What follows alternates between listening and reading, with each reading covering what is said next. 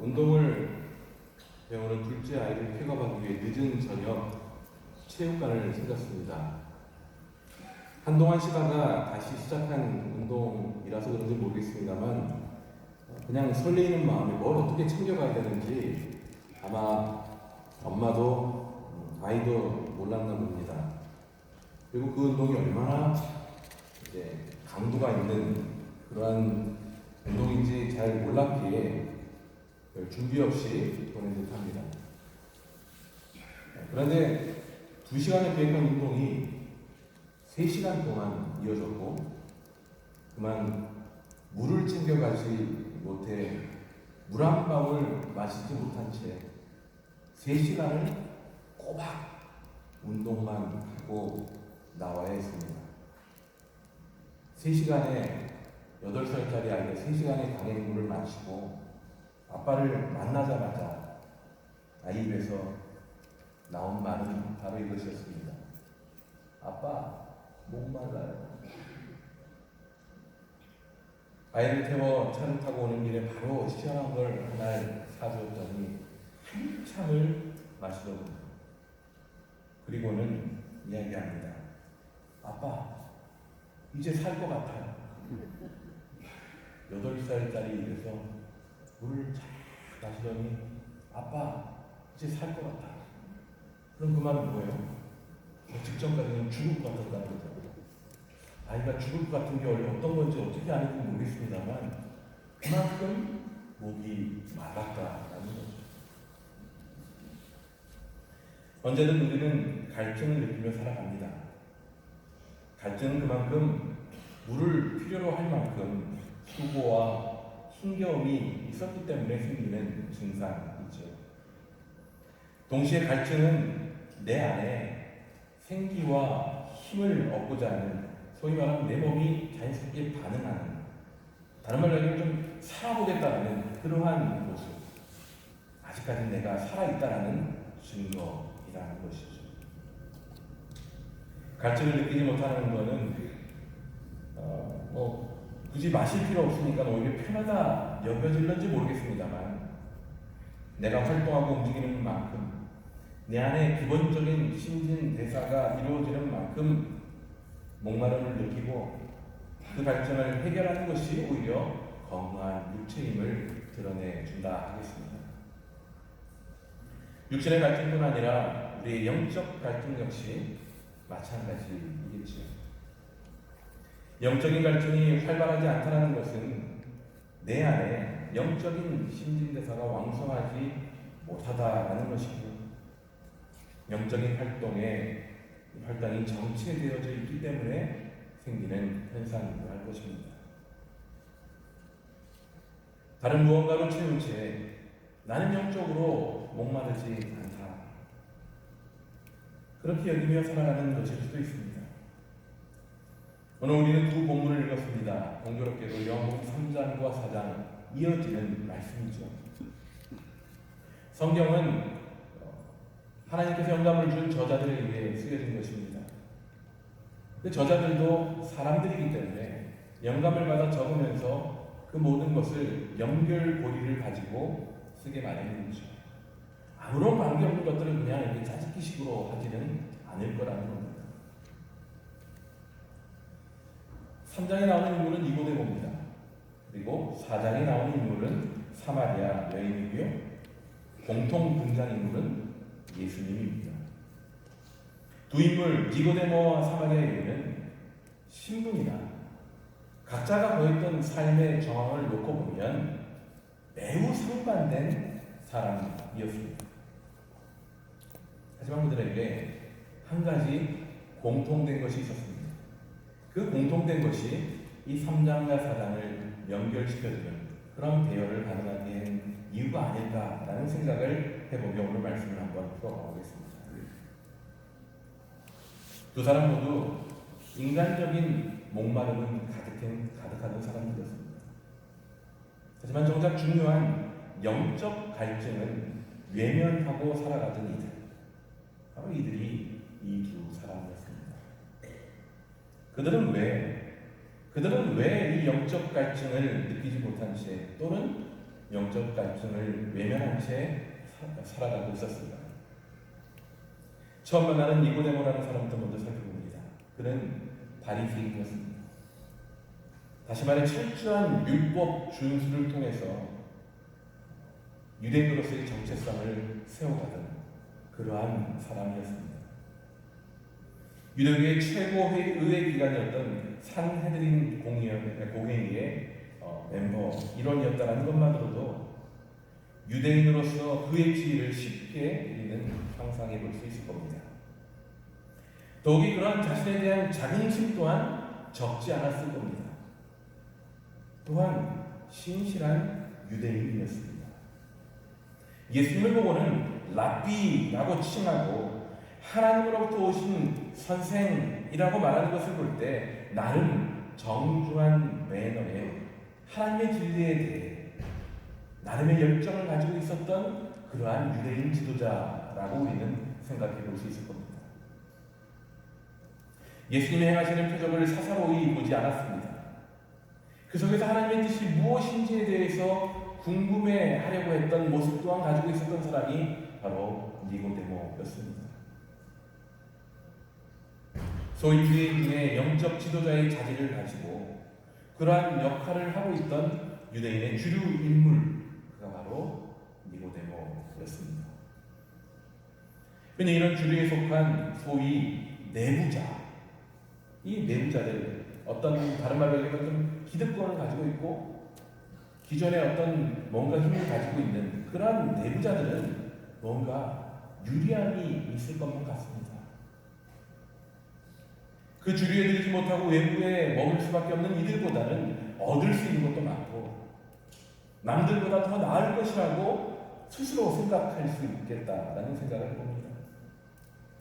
니고데모 역시 순수한 열정에서 비롯되었겠지만 결과적으로 정작 필요한 영적 갈등은 느끼지 못한 채 하지만 살아가고 있었다는 거죠. 예수님 보시기에 니고데모는 스스로의 신실함을 가지고 유대 지도자로서의 열정을 가지고 살아가고 있었지만 정작 필요한 진실된 영적인 목마름, 영적인 갈증은 느끼지 않은 채 살아가고 있는 사람으로 보여졌다는 겁니다. 왠지 자신만만한 듯 당당한 듯 예수님께 나온 니고데모를 향해 던지신 예수님의 첫 말씀이 매우 흥미롭죠. 진실로 내게 이르노니 사람이 거듭나지 아니하면 하나님의 나라를 볼 수 없느니라. 니고데모는 예수님의 이 말씀의 정확한 의미를 이해하지 못했지만 지금 자신이 살아가고 있는 이 삶 자체에 만족하고 나는 최선을 다해 유대인의 지도자답게 율법을 지키려고 애쓰며 살아가는 자신의 순수함을 스스로 인정하고 있는 그런 입장에서 어찌 보면 이 거듭나야 된다는 말이 매우 불쾌하게 들렸을런지도 모르겠습니다. 거듭난다라는 것은 다시 태어나야 된다는 것이죠. 이는 예수님께서 의미하신 대로 풀어 말한다라면 위로부터 나야 된다는 것입니다. 단지 육으로 태어나는 것이 전부가 아니라 영으로 태어나야 된다라는 것을 말씀하는 겁니다. 왜 그래야 하는지 니고데모는 이해할 수가 없었겠죠. 자신의 열심도 지도자로서의 위치도 예수님의 기준대로라면 의미 없다라는 것입니다. 영으로 다시 태어나지 않으면 안 된다라는 이 예수님의 이 말씀은 지금까지 영적 갈증에 대해서는 그 필요조차 느끼지 못하고 살아온 그에게는 이해되지 않을 그러한 말씀이었다는 거죠. 물론 니고데모는 이후 예수님을 공격하는 유대인들을 향해서 예수님을 변호했던 사람입니다. 예수님의 죽음 이후에는 장례에 참여하기도 한 것으로 보아서 분명 이 이후에는 영적 갈증을 깊이 느끼게 된 사람임에 분명합니다. 하지만 오늘 본문에서 예수님을 처음 대하는 이 장면에서만큼은 소위 유대교의 주류로서 스스로에 대한 만족 속에 정작 하나님을 향한 그리스도를 향한 간절한 영적 목마름에는 무지한 자, 영적 목마름이라는 것이 무엇인지조차 제대로 된 의미를 알지 못했던 그러한 수준의 사람이었다라는 것이죠. 그때까지 니고데모를 평가해 본다면 결국 유대교 지도자로서의 자기 만족, 자기 교만, 자기 의로 가득한 그런 삶을 살아가고 있었습니다. 느껴야 할 영적 갈증을 알지 못했다는 사실 자체로 그를 책망할 수만은 없습니다. 그러한 상황 속에 살아왔기 때문이겠죠. 이제까지 그가 경험해왔던 삶의 자리가 그러했기 때문일 것입니다. 하지만 여기서 우리가 분명하게 확인할 수 있는 한 가지는 무엇이든 나 자신의 기준에 따른 만족과 자기도 모르는 교만, 거기에 빠져 살아가기 시작할 때 정작 우리가 찾아야 될 영적 목마름, 주님을 향한 갈증의 필요조차 알지 못하고 살아가기에 대단한 것입니다. 부지런히 삶을 살아가야 했습니다. 그게 내 인생에 대한 내 책임이라고 생각합니다. 마치 니고데모가 그러했을 것처럼 배운 대로 내가 최선을 다해 주어진 율법을 잘 지키는 것, 그것이 나를 의롭게 만들고 인정받을 유대교 지도자로 내 명성과 내 자리를 지켜줄 거라고 그렇게 애써왔겠죠. 하지만 예수님 보시기에 그런 노력과 애씀이 정작 생명을 얻고 구원을 얻는 결정적인 순간에서만큼은 아무런 소용이 없다는 것을 예수님은 가르쳐주고 싶으셨던 겁니다. 영적 갈증을 느끼지 못하고 살았던 또 한 면이 사장이 등장합니다.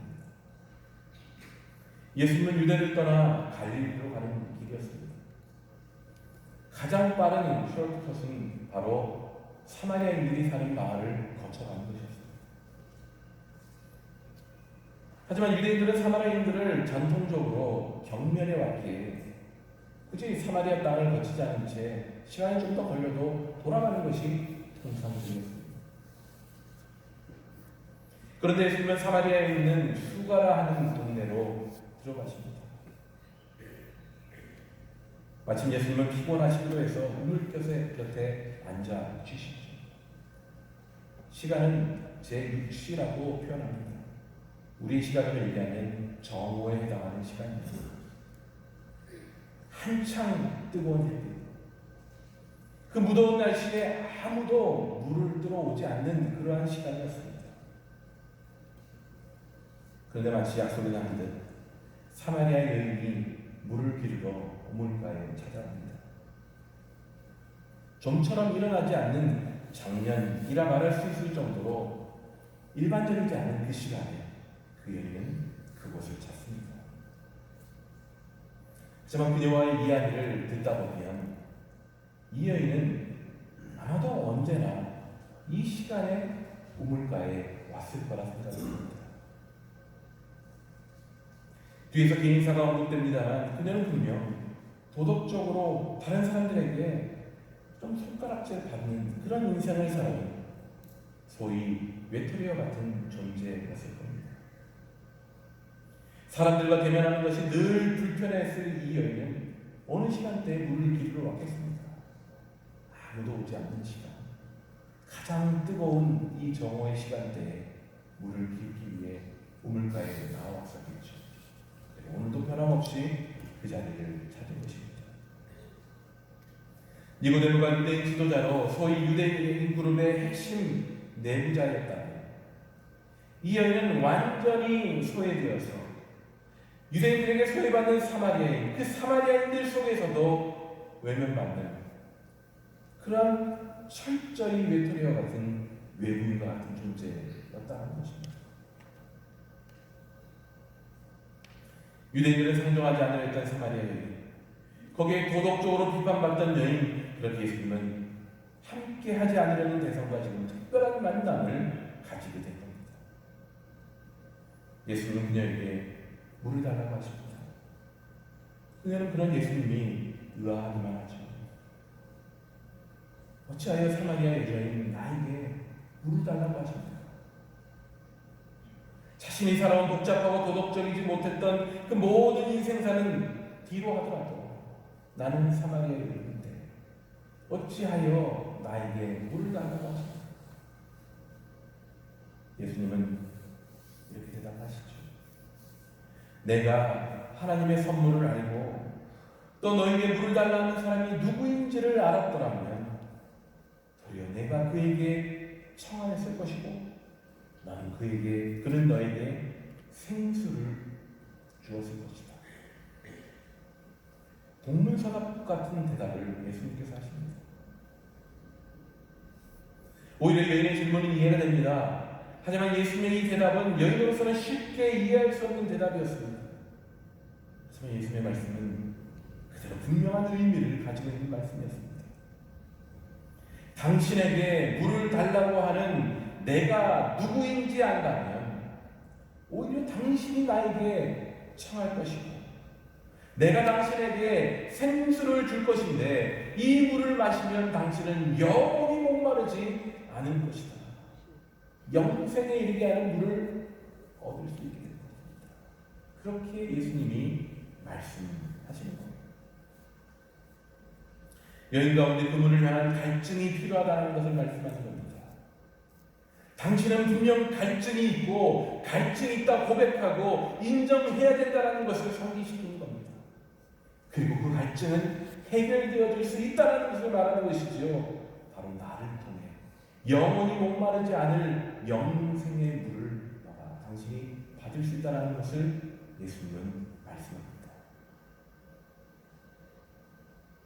하지만 여인은 영원히 목마르지 않는 물을 주신다는 그 말씀에 물을 달라고는 청하죠.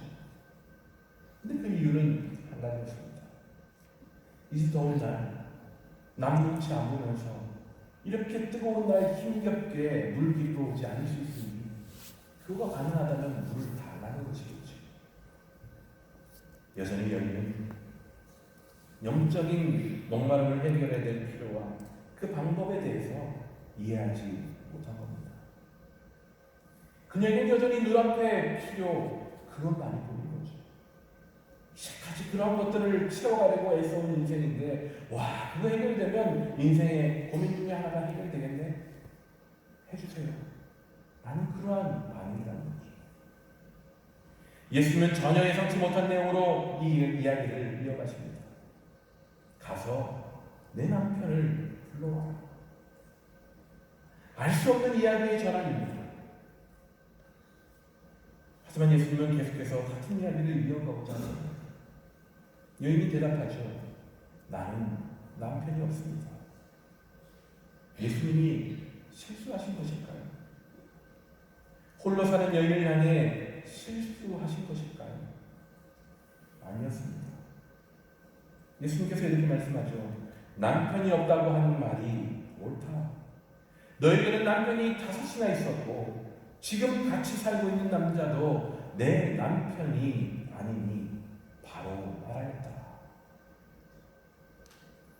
여인은 이미 여러 남자들과 그렇게 살아왔습니다.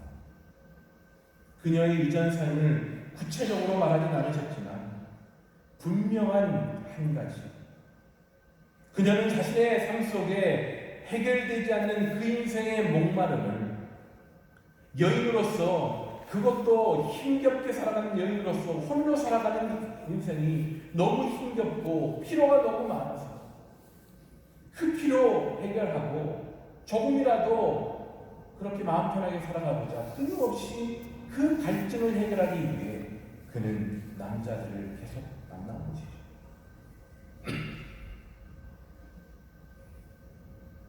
그녀 속에는 아직도 이루지 못한 만족을 이루기 위해 그렇게 한 사람 한 사람 대상이 바뀌어 갈 때마다 스스로를 그렇게 위로했을 겁니다. 분명보다 완전한 목표 달성이 이루어지지 않아서 그런 것이지, 그 목표만 내가 이러한 과정을 통해 이룰 수만 있다면 이건 해결될 수 있는 문제라고 여겼을 겁니다. 그런 상황 속에 그녀는 결코 영적인 목마름에 대해서는 생각조차 못하고 있었던 거죠. 자신의 문제를 궁극적으로 해결해 주실 영적 체험의 은혜에 대해서는 전혀 바라보지 못한 채 생각지도 못하고 있었습니다. 우리가 이렇게 영적 갈증을 망각하고 살아가는 이유가 무엇일까요? 나에게 영적 갈증이 있는데 이 영적 갈증을 치워야 되는데 라는 생각을 하지 않고 살아가는 이유가 무엇일까요? 그건 결국 내가 바라는 목표, 그 꿈이 언젠가는 어떠한 방식으로는 내가 노력하고 내가 애를 쓰고 어떻게든 찾아가면 이루어질 것이라고 믿고 살아가고 있기 때문입니다. 이 남편으로도 실패했지만 내가 바라는 그 목표가 저 남편을 통해 이루어지기를 바란 것이죠. 그렇게 계속되는 과정 속에 그녀는 정작 찾아야 할 영적 갈증을 채울 것에 대해서는 생각조차 못합니다. 영적 목마름 그 자체도 생각하지 않고 살아온 것입니다. 예수님이 말씀하신 영생의 문은 바로 그녀의 그 본질적인 문제인 전혀 생각하지 못하고 살아가는 이 영적 목마름, 이 갈증을 해결해 줄 유일한 길, 그것이 예수님이 주신다 하시는 그러한 영생의 물이었다는 것이죠. 공동체 속에서 소외되고 지극히 약자의 자리를 벗어나지 못했던 그 사마리아 여인 역시 그렇게 영적 목마름을 망각하고 느끼지 못한 채 살아왔습니다. 주류 그룹의 중심에 서 있으면서 나름 성공적인 인생을 살아가고 있다라고 자부하던 니고데모 역시 영적 갈증을 뒤로 한 채 그렇게 살아가고 있던 사람이었습니다. 예수님은 이 두 사람을 통해 우리에게 무엇을 보여주고 계시는 건가? 팀 켈러 목사님은 인생 질문 그 책에서 이 질문을 던지십니다. 인사이더와 아웃사이더, 기득권층과 소외계층이 있는 이 세상 속에서 우리가 바라봐야 될 가장 기본적이고 근본적인 그러한 문제의식은 무엇일까? 어디에나 이 두 그룹은 존재할 수밖에 없습니다. 그룹이라는 게 있는 이상 인사이더가 있으면 아웃사이더가 상대적으로 있을 수밖에 없다는 거예요. 그 그룹을 억지로 섞을 수가 없어요. 하지만 한 가지, 우리가 복음 안에서 그 두 그룹을 바라보는 시선만큼은 예수님이 바라보셨던 그 시각으로 볼 필요가 있습니다. 예수님은 오늘 이 두 사람과의 만남에서 보여주셨듯이 그들 모두 주어진 그들 상황 속에서 모든 것보다 우선적으로 하나님을 바라보는 영적 갈증을 품어야 된다는 것입니다. 수많은 세상의 필요로 인한 갈증도 아니고 다른 무언가를 통해 자신의 근원적인 갈증을 해결하려는 것도 아니고 오직 주님 아니고서는 나는 목마름을 해결할 수 없다라고 부르짖는 그런 가슴 깊은 그리고 솔직한 영적 목마름이 그들 가운데 우리 가운데 있어야 된다는 것을 예수님은 다시 한번 우리에게 가르쳐 주시는 것입니다. 스스로 교만과 자기 열심 속에 빠져 있는 자, 니고데모 같은 사람들이었겠죠. 스스로 자기 방식으로 목마름을 해결해 보려는 자, 힘겹게 살지만 어떻게든 스스로 해보려고 해서왔던 사마리아 여인 같은 존재겠죠. 이 두 그룹은 하나님의 은혜만이 필요한 존재입니다. 오직 하나님만이 그들 각자가 가진 한계를 극복할 수 있게 구원해 주실 수 있기 때문이죠. 하나님 아닌 예수 그리스도 아닌 소위 내가 만든 우상적인 존재, 가치, 우선순위는 결코 나를 구원해내지 못합니다. 내가 우상으로 섬기지는 않는다 하지만 내가 그 무엇보다도 의지하고 내가 무엇보다도 기대하고 있고 내 시간과 물질을 그 무엇보다도 쏟고 있는 그러한 대상이라면 그럼 나도 모르는 사이에 우상이 되어버릴 그런 가능성이 크다는 것이죠. 나도 모르는 사이에 나의 목마름을 채우는 방법이 되고 하는 것입니다. 예를 들어 물질적으로 풍요로운 것이 나의 가장 큰 가치이고 내가 가진 것이 풍족해서 마치 그 풍족함이 주는 그런 어떤 평안함, 그런 것이 나를 보호해준다고 여기는 그러한 삶을 살아가지만 어느 순간 그 물질이 사라져버릴 때 나는 더 이상 그 물질의 풍요로움이 주는 안락함 속에 머물 수 없게 되고 말이죠. 물질의 풍요로움이라는 그 우상이 결코 나를 지탱해 줄 수는 없다는 것입니다. 내가 애지중지에 키워온 나의 자녀라 할지라도 어느 순간 내가 거기에만 쏟고 집중하고 있다면 어느 순간 우리 자녀들이 내 품을 떠나서 이전과 같지 않은 그러한 친숙함으로 자주 만나지 못할 때 우리 마음속에 그런 약간 그런 답답함이 다가오십니다. 우리가 쏟고 있는 것, 우리의 어떤 목마름을 해결해 가려고 하는 것들, 그것이 하나님 아닌 진실되고 순수한 영적 갈증이 우선되지 않는 이상 우리의 그 필요한 영적 갈증은 결코 어떤 곳으로도 해결되어질 수 없다는 것입니다. 그러한 연약한 우리들에게 니고데모에게 거듭남의 필요를 강권하시고 특별히 사마리아 여인에게 다가가 물을 달라 하신 장면은 예수님이 부으셨던 그 간절함이 무엇인지를 분명하게 깨닫게 합니다. 사마리아 여인에게 생수가 무엇인지 그 물을 통한 영생의 복이 무엇인지를 깨닫게 하심은 다름 아닌 예수님 당신의 목마름의 사건으로부터 시작되어졌다는 것입니다. 이게 별 의미가 없는 것 같아 보이지만 이 말씀을 묵상하면 할수록 이것이 저희 마음 가운데 치거든요. 그냥 가서 영적 갈증 얘기하시면 되겠는데 예수님 당신이 목마르신 이 사건으로부터 이야기를 풀어가시더라고요. 이것은 무엇입니까? 예수님 스스로 목마르시는 인간으로 오셨다는 것이죠.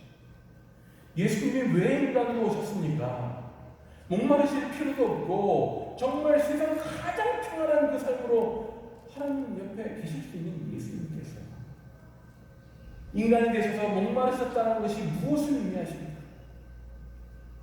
굳이 목마름도 필요 없고 인간이 되실 필요도 없으셨던 예수님, 하지만 그 삶의 마지막 순간 던지신 말씀조차도 내가 목마르다라는 말씀 아니었습니까?